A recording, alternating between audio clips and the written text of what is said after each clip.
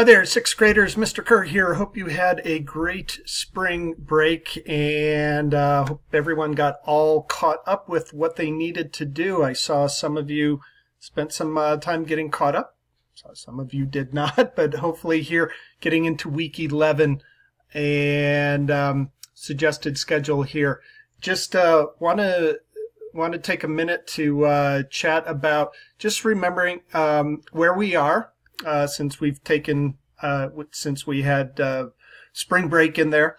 But we recently started Unit 3, Exploring Geographic Issues in the Western Hemisphere.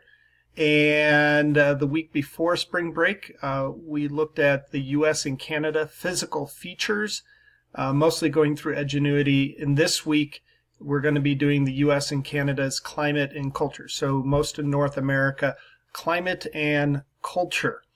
So we do have a quiz and kind of flip back here to the suggested schedule here. And also just a reminder, this might be a good time. We're a little over halfway through the semester, coming up near the end of the year. We've had spring break, so it might be a good time to go back through some of these other folders, the Start Here folder, the syllabus, little tips and tricks. You know, sometimes we forget things over spring break or whatever. But also, if you just need to run through Unit 2 to remember what we talked about with economic success and political change as we get into Unit 3 and this week. So this week, some intro stuff. We do have a quiz, so please take it as a pre-test, hopefully this morning, Monday morning, or at least very early in the week before you get going. Then we do have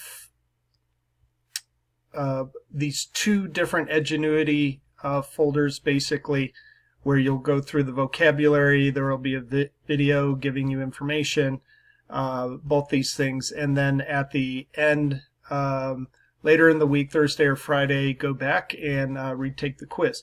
So you'll see that we also have this discussion board on study skills, tips, and suggestions. So go through that. It's a little bit less of a